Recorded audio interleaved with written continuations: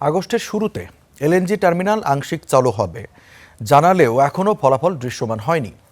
এদিকে feeling স্টেশনগুলোতে gas সংকট অব্যাহত থাকায় ভোগান্তিতে পড়ে ক্ষোভ জানাচ্ছেন যানবাহন চালকরা।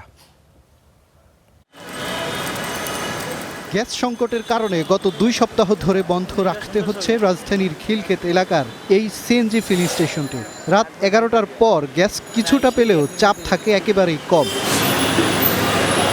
সারাদিন বন্ধ থাকায় অলস সময় পার করতে হয় এর কর্মীদের। এরই মধ্যে অর্ধেক কর্মী চলে গেছেন গ্রামের বাড়িতে। এই অবস্থায় নিজেদের চাকুরি ও বেতন ভাতা নিয়ে দুশ্চিন্তায় পাম্পটির কর্মীরা। পাম্পের ভিতরে ঘুরে সময় কাটায় কী করবো, রাত্রে কিছু চলে কতক্ষণ, দিনের বেলা চলেই না, এরকম পরিস্থিতি। টেনশন কাজ করে, পাম্প চলে না। যদি মালিকের ব্যবসা না হয় তাহলে বেতন দিব কোথা থেকে স্টাফদের? এ তো গেল গ্যাস না থাকা পাম্পের কথা। রাজধানীর যেসব ফিলিং স্টেশনে সংকটকালে সীমিত চাপে গ্যাস মিলছে সেখানকার কর্মীরা বলছেন আগস্টের শুরুতে পরিস্থিতির উন্নতি হয়নি। যদি বলা হয়েছিল সংকট কিছুটা কমবে। আপনার যেখানে একটা গাড়ি গ্যাস যাওয়ার কথা 600 টাকা, সেখানে যাচ্ছে আপনার 290, 310 এরকম। ওইটা আপনার সকাল 6টার দিকে 7টার দিকে চলে যায়, আবার রাত 11টার দিকে আসে অথবা 10টার দিকে আসে। আসলেও অল্প 70-80 পয়সা থাকে।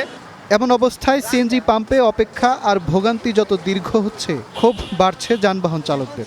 7-8 ঘন্টা থাকার পরেও যদি আমরা ঠিক মতো গ্যাসটা পাইতাম, তারপর বলতে পারতাম যে গাড়িটা চলতেছে বা ইয়া করতেছে। শুনতেছি মেশিন নষ্ট, এই পর্যন্ত সরকারে কোনো উদ্যোগ নিতেছে না করার জন্য।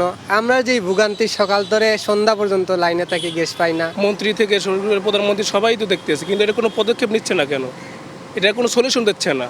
কোনো তাদের এটা বলতেই আছে না যে এইটার এই প্রবলেম। আমরা জানতেই পারতেছি না যে কিসের সমস্যা, কিন্তু আমরা প্রতিনিয়ত কষ্ট করতেছি। মহেশখালীতে নষ্ট হওয়া এলএনজি টার্মিনাল চলতি মাসের 10 তারিখ নাগাদ পুরোপুরি মেরামত হতে পারে বলে জানিয়েছে কর্তৃপক্ষ। মাজহার মাহবুব, স্টার নিউজ, ঢাকা।